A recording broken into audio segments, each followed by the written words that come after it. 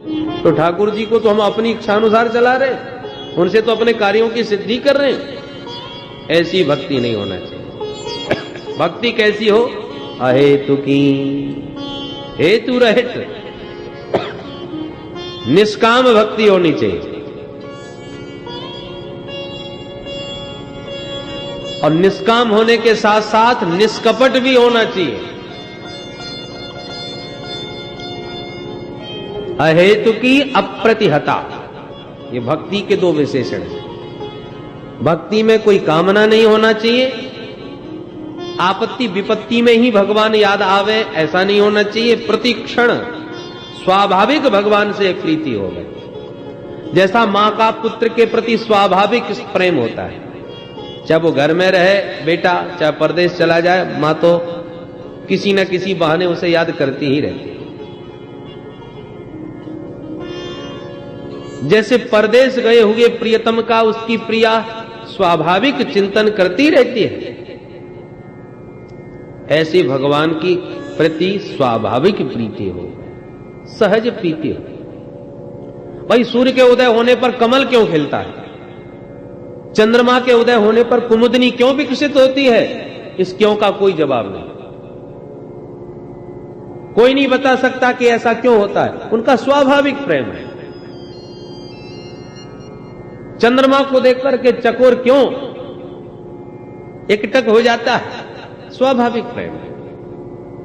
इस क्यों का कोई जवाब नहीं है।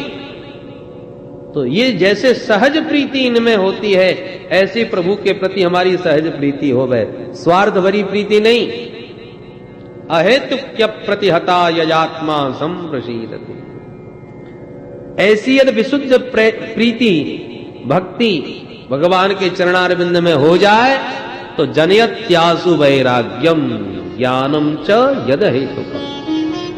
भक्ति के ही बेटा ज्ञान और वैराग्य हैं। जब भगवान में भक्ति सुदृढ़ हो जाएगी तो भगवान के स्वरूप का ज्ञान भी अपने आप हो जाएगा और जगत से वैराग्य भी स्वतः हो जाएगा। अलग अलग क्रियाएं नहीं होंगी, अपने आप हो जाएगा। मीरा जी का चित्त गिरधर गोपाल में ऐसा चिपक गया कि मीरा जी को फिर घर छोड़ने की जरूरत नहीं पड़ी, घर अपने आप ही छूट गया। घर में रह रही हैं तो कृष्ण दीवानी होके नाच रही हैं, और घर से कोई निकाल दे तो कोई फर्क नहीं। उनके लिए तो घर के बंधन ही विघ्न बनने लगे। तो घर में रहे तो बराबर और बाहर चली जाए तो क्या फर्क पड़े, घर अपने आप ही छूट गया। कहां कितना बड़ा वैभव, कितनी संपन्नता राजघराने की, और कृष्ण ग्रहीत मानसा होते ही अपने आप भगवान के स्वरूप का ऐसा ज्ञान हुआ और जगत से ऐसा वैराग्य हुआ कि कुछ नहीं करना पड़ा और अपने आप ही मुंह से निकल गया, मेरे तो गिरिधर गोपाल दूसरो न कोई, मेरे तो गिरिधर गोपाल दूसरो न कोई, जाके सिर मोर मुकुट मेरो पति सोई, जाके सिर मोर मुकुट मेरो पति सोई, मेरे तो गिरधर गोपाल, मेरे तो गिरधर गोपाल। मीरा जी कहती है कि दुनिया के जितने नाते रिश्ते हैं मैं प्रयास भी करती हूं कि इनको संभालूं, व्यवहार निभाऊं, पर क्या करें, निभता नहीं।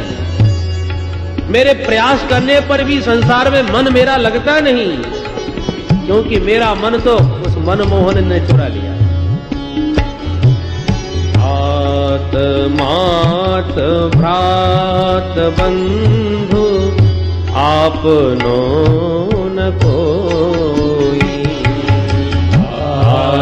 मात भ्रात बंधु आपनो न कोई,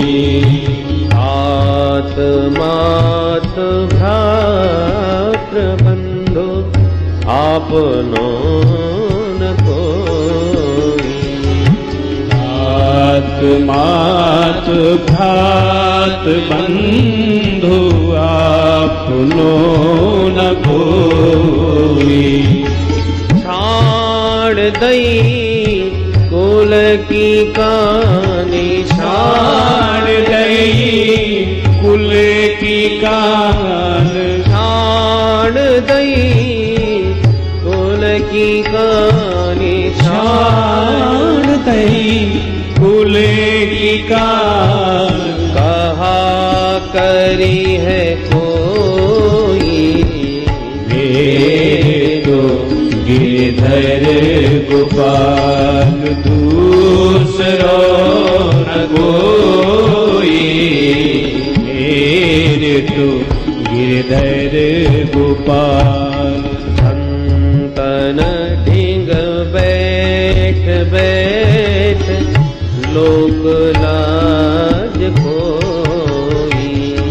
संतन ढींग बैठ बैठ लोक लाज खोई। स्त्री के लिए सबसे बड़ा त्यागना है लोक लाज का।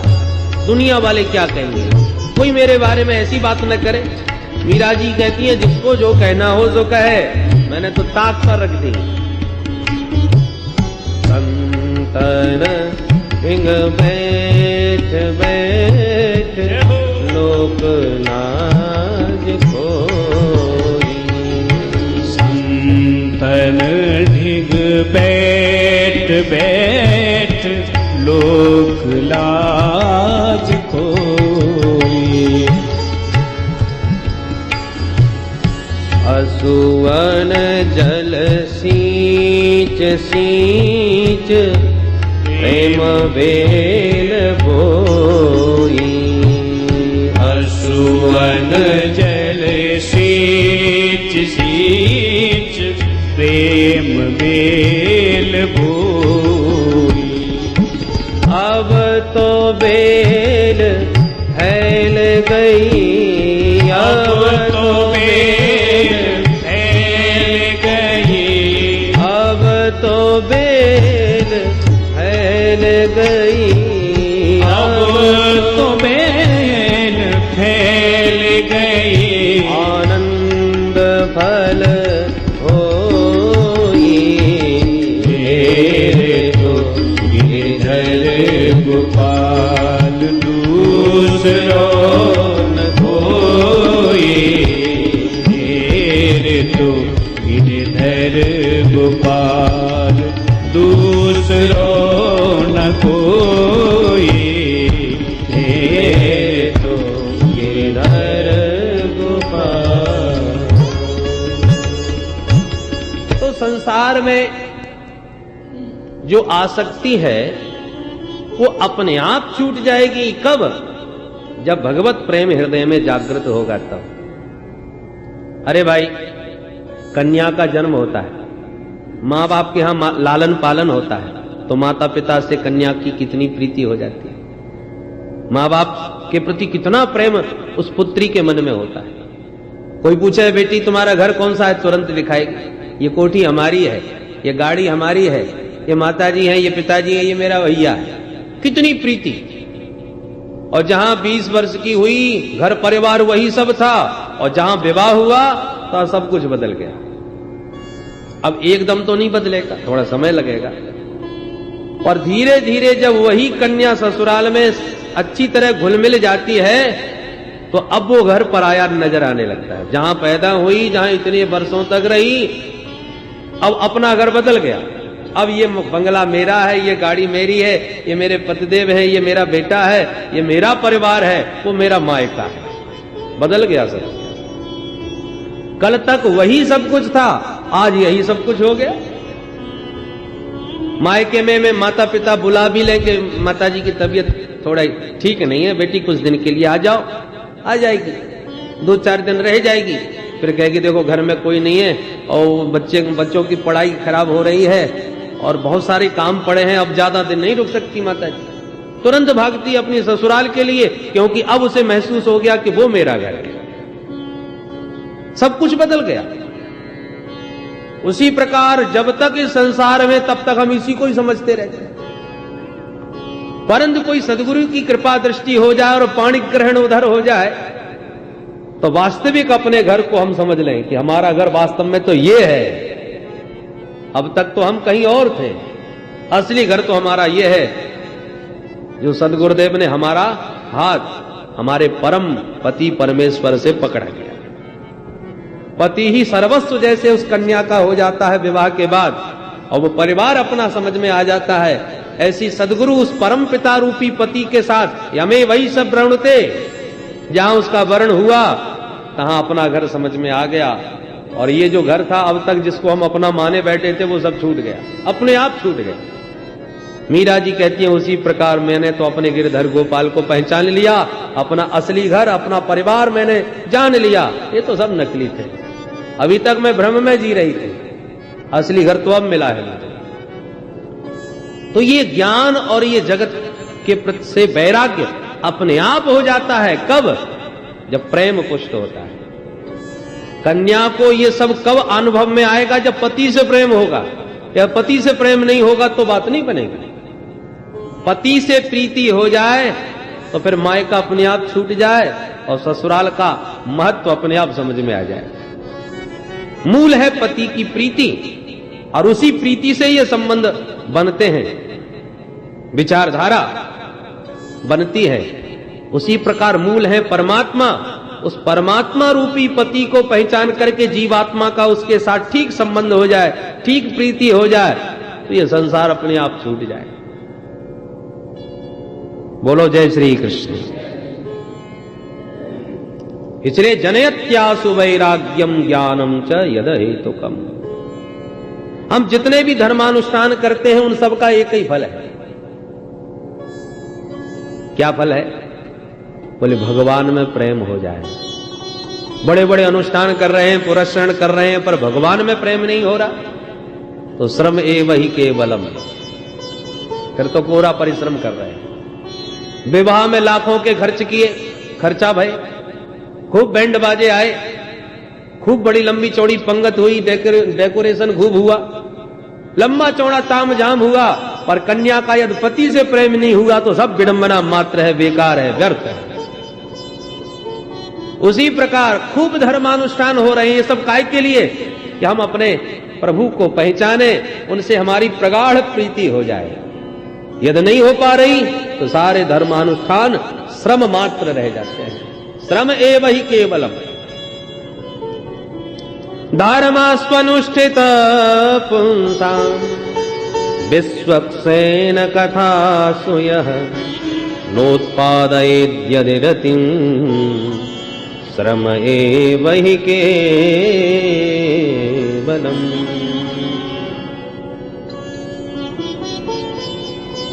ये जितना भी धर्मानुष्ठान हम करते हैं उनका फल क्या है? अपवर्ग। धर्मस्य ह्यापवर्गस्य। धर्म का अर्थ ये नहीं है कि हमें बहुत सारा धन मिल जाए। धर्म का उद्देश्य अपवर्ग की प्राप्ति है। धर्मस्य ह्यापवर्गस्य। अपवर्ग माने मोक्ष। मोक्ष का नाम अपवर्ग क्यों है? अपगता वर्ग, अपवर्ग, जहां पर कोई वर्ग नहीं।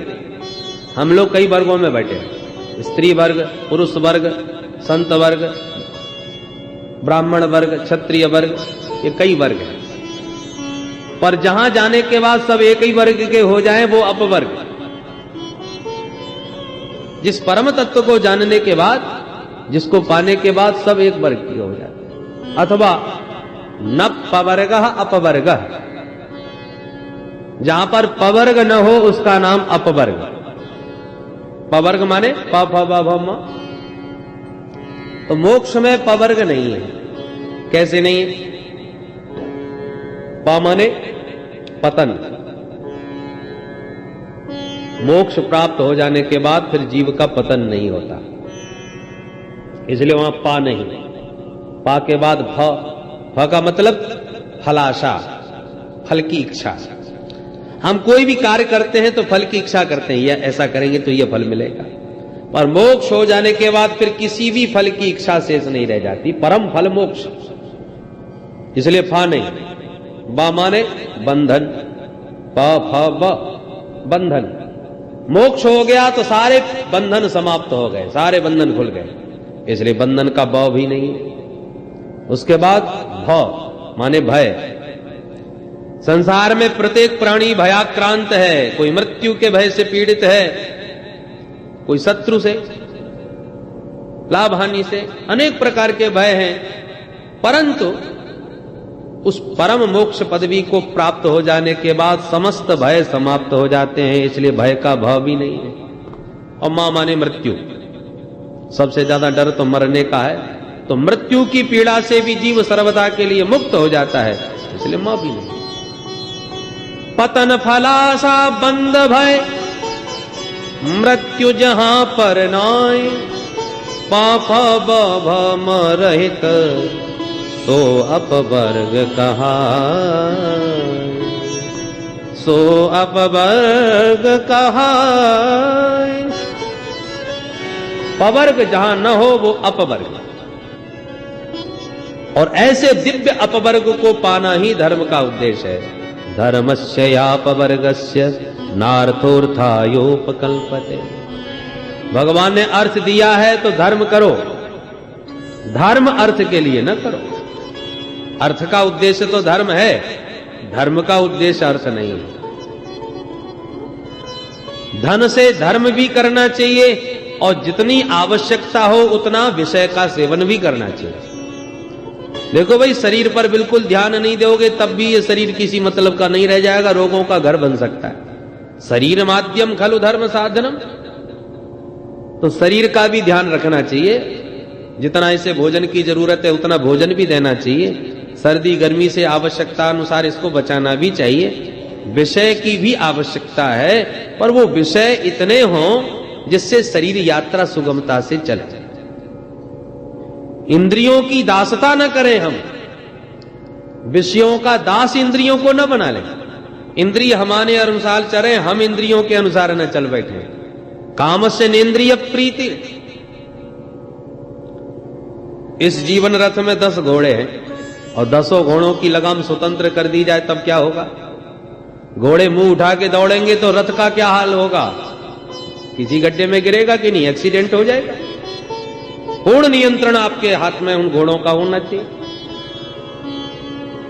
मतलब हम जो देखना चाहें आंख वह देखे, ऐसा ना हो कि आंख जो देखना चाहे वो हम देखें। हम जो सुनना चाहें कान वह सुने, ऐसा ना हो कि कान जो सुनना चाहे वो हम सुने। हम जो कहना चाहते हैं वाणी वह कहे, ऐसा ना हो कि जो वाणी कहना चाहे सो हम कहें। अनर्गल माने ये घोड़े हमारे नियंत्रण में रहें, हम घोड़ों के अधीन न चले। घोड़े हमारे अधीन चले तभी तो रथ ठीक चलेगा। तो इंद्रियों की दासता के लिए हम विषय सेवन न करें। अपितु भाई घोड़ों को बिल्कुल घास न खिलाई जाए तब भी घोड़े नहीं चलेंगे, काम ही नहीं करेंगे। और घोड़ों को ज्यादा खिला दिया जाए, स्वच्छंद कर दिया जाए, तब भी प्रिय कुछ भी काम नहीं करेंगे, उच्छृंखल हो जाएंगे। इसलिए जीवन में संतुलन होना चाहिए। प्रश्न उठता है कि महाराज शरीर की यात्रा के लिए विषय सेवन करो, इंद्रियों को भी थोड़ा बहुत सुख दो, भोग दो, तो जीवन क्यों धारण करो? जीवन का उद्देश्य क्या है? बोले जीवस्य तत्व जिज्ञासा नार्थो यश्चेह कर्म भी। भैया जीवन का उद्देश्य ये नहीं है कि हमने बहुत सारे काम कर लिए, हमने इतना काम किया है संसार में जितना कोई कर नहीं सका, ये किया वो किया, इतने बड़े बड़े मंदिर बनाए, इतने बड़े बड़े धर्मशालाएं बनाई यात्रियों की सुविधा के लिए। ये सब जीवन का उद्देश्य नहीं है। बहुत कर्म कर लेना जीवन की सार्थकता नहीं है, क्योंकि बहुत कर्म करने के बाद भी जब तक तत्व ज्ञान नहीं हुआ तब तक जन्म मरण तो चलता ही रहेगा। इसलिए जीवस्य तत्व जिज्ञासा, जीवन का परम लक्ष्य है तत्व को जानना, क्योंकि उस परम तत्व को जाने बिना जन्म मरण की यात्रा समाप्त नहीं होगी। तो प्रश्न उठता है वो तत्व क्या चीज है? किस तत्व को जानने की बात कर रहे हैं महाराज? तो तत्व की परिभाषा देते हैं। वदन्ति तत्तत्त्वविदः तत्त्वं यद ज्ञानमद्वयम् ब्रह्मेति परमात्मेति भगवान इति शब्दते। तत्व एक ही है, पर एकम सद्विप्रा बहुधा वदन्ति। उसी एक तत्व को तत्ववेत्ता विविध नामों से पुकारते हैं। ज्ञानियों से कहो तो वो उसी तत्व को ब्रह्म कहेगा, योगियों से कहो तो वही उस तत्व को परमात्मा कहेंगे, भक्तों से कहो तो भक्त उसी तत्व को भगवान कहेंगे। तत्व एक ही है, वही निर्गुण निराकार है, वही सगुण निराकार है और वही सगुण साकार है। बोलो जय श्री कृष्ण। उदाहरण से देखें, बिजली वही है। पहले जब व्यापक थी तब हमारे अनुभव में नहीं थी, पर बिजली तो थी। परंतु वैज्ञानिकों ने यांत्रिक पद्धतियों के द्वारा बिजली को बना के तैयार कर दिया। पहले बिजली निर्गुण निराकार रूप में व्याप्त थी, उसकी सत्ता थी, परंतु अनुभूति नहीं हो रही थी। तो व्याप्त जो बिजली है वो ब्रह्म का स्वरूप है, निर्गुण निराकार विद्युत। पर यांत्रिक पद्धतियों से वैज्ञानिकों ने बिजली को बना लिया, बिजली तैयार हो गई। अब वो बिजली तारों में करंट रूप में प्रवाहित होने लगी, तो वही बिजली का अब सगुण निराकार रूप हो गया। निराकार है पर सगुण है। अब बिजली के तार को हाथ लगा दो तो भयंकर करंट लगेगा, उसमें करंट आ गया, पर दिखाई नहीं पड़ रही आंखों से कि बिजली कैसी है, काली पीली भी कैसी है, उसका रूप नहीं दिखाई दे रहा, पर गुण तो उसमें आ गया। ये सगुण निराकार रूप है विद्युत का। परंतु वही बिजली का करंट जब बल्ब से जोड़ा तो प्रकाश फेंकने लगा। अब बिजली का रूप भी समझ में आ गया। जहां बल्ब जलता देखा तो हमने कहा बिजली आ गई। अब हमें छूने की सोचने की आवश्यकता नहीं, प्रकाश दिख रहा है उसका। तो जो व्यापक थी पहले बिजली, वो निर्गुण निराकार थी, बन के जब तारों में प्रवाहित होने लगी तो वो सगुण निराकार थी, और बल्ब से प्रकाशित होने लगी तो सगुण साकार हो गई। ऐसे वही जब वह निर्गुण निराकार तत्व था वो ब्रह्म के रूप में था, सगुण निराकार बना तो परमात्मा के रूप में घट घटवासी बन गया, सबका संचालन करने लगा। और वही राम कृष्ण के रूप में दिव्य रूप धारण करके हमारे बीच प्रकट होकर के नाचने भी लगा, खाने भी लगा। तो वही हम उसी तत्व को हम भगवान कहने लगे। बोल भक्तवत्सल भगवान की। यदि वह बिजली प्रकाश के रूप में प्रकट ना होवे तो बिजली हमारे किस मतलब की? प्रकट भी तो होना चाहिए। इसलिए वही प्रकट जब होता है अपना दिव्य रूप बना के, तो वो भगवान हमारे बीच में आंखों का भी विषय बन जाता है। शेष महेश गणेश दिनेश सुरेश हुजाहे निरंतर ध्यावे। पर वही जब प्रकट होके हमारे बीच आया तब ताहे अहीर की छोहरियां छचियां बर छाछ पे नाच नचावे। कहां तो वो ध्यान में नहीं आ रहा था ब्रह्म। और आज देखो ग्वालिनियां कहती है कन्हैया बढ़िया ठुमका मार के नाच दे तो ताजो ताजो माखन खवाऊंगी। तो ठुमुक ठुमुक के वही परम तत्व नाच नाच करके ब्रज मामाओं के मन को मुग्ध कर रहा है। तो भक्तों को परमानंद प्रदान करने के लिए वही परम तत्व प्रकट भी होता है। बोलो जय श्री कृष्ण। अब प्रकट होने के कई रूप हैं, राम जी के रूप में, श्याम जी के रूप में, वराह के रूप में, कपिल जी के रूप में, अनेक रूपों में वो प्रकट हुआ, जिसमें 22-24 अवतार भगवान के प्रमुख हैं। अब रसिकों की अपनी अपनी उपासना है, उसी परम तत्व को किस रूप में वो उनको ज्यादा आनंद आता है। कोई छैल छबीले कृष्ण कन्हैया बहुत अच्छे लगते हैं, तो किसी को मर्यादा पुरुषोत्तम राम जी का रूप ज्यादा भाता है, तो किसी को जटाजूटधारी फक्कड़ बाबा भोले बाबा ज्यादा अच्छे लगते हैं। वही परम तत्व विविध रूपों में प्रकट है, तो मैं कौन सा रूप पसंद है भाई? किसी को पूड़ी अच्छी लगती है, किसी को पराठे अच्छे लगते हैं, तो किसी को फुलके में ही आनंद ज्यादा आता है। दाल रोटी खाओ, प्रभु के गुण गाओ। अब अपना अपना स्वाद है ये तो रसिकों का। कोई कहता है कहां फुलकों में, अरे बढ़िया पूरी छनछनाती भाई, आनंद कुछ और है। कोई कहता है अरे आलू डले पर आमटे बड़े गजब के लगते हैं, भैया खा के देखो, अपना अपना टेस्ट है। और फिर परामठे के भी कई भेद और पूड़ी के भी कई भेद, हरी पीली पूड़ियां भी तैयार हो जाती। तो ये अपना अपना स्वाद है, तुम्हारा रस जहां। उस ट्रेन में बैठो जो हमारे घर हमको सबसे जल्दी पहुंचाए, पास वाले स्टेशन पर उतरे, जहां से घर निकट पड़े वो ट्रेन आपके लिए सबसे बढ़िया। अब शताब्दी में बैठे और हमको पहुंचना है मथुरा, तो हम क्यों बैठेंगे? या तो आगरा उतरना पड़ेगा या दिल्ली, मथुरा तो रुकती ही नहीं, तो हम क्यों बैठे? हम तो ऐसी ट्रेन पकड़ेंगे जो सीधी हमें मथुरा पहुंचाए। तो आपका चित्त जिसमें रमता हो वो परम तत्व विविध रूपों में प्रकट है। तुम्हारा चित्त जहां रमे वही तुम्हारा परमात्मा, वही तुम्हारा भगवान, वही परम तत्व है। जहां भी खोदोगे पानी वही निकलेगा। सारी धरती पानी में स्थित है, पर 5-5 फावड़े 50 जगह मारने से पानी नहीं निकलने वाला। एक ही जगह लगातार खोदते जाओ तो पानी प्रकट हो जाएगा। तो परमात्मा तो सार्वभौम है, सब में है, कण कण में है, घट घट में है, पर तुम्हारी निष्ठा जहां केंद्रित हो जाए, प्रहलाद जी की निष्ठा एक खंबे से भी प्रभु को प्रकट कर देती है। तो हरि व्यापक सर्वत्र समाना ठीक है, पर प्रेम ते प्रकट होए, तुम्हारा प्रेम कहां पुष्ट हो जाए, परमात्मा वहीं से प्रकट हो जाए। नामदेव जी ने कुत्ते से ही भगवान को प्रकट कर दिया। फुलका सेक करके भोग लगाने की तैयारी कर रहे हैं और कुत्ता आकर के मुंह में टिक्कर दबा के भाग लिया, और नामदेव जी को उसी में अपने प्रभु का दर्शन हो रहा। अरे वाह प्रभु, रूखे रूखे टिक्कर खा रहे हो, अरे जब आपकी कृपा से घी है तो जरा चुपड़ के ही भोग लगाई। घी की कटोरी लेके पीछे पीछे भागने लगे, तो भगवान उसी स्वान शरीर से प्रकट हो गए। बोल भक्त वत्सल भगवान की जय। तो प्रेम ते प्रकट होए मैं जान, कहीं से भी प्रकट कर सकते हो, सत्ता तो सार्वभौम है, तत्व तो वही एक है, तो उसमें भेद नहीं है। बिजली वही एक है, उसके प्रयोग अनेक हैं।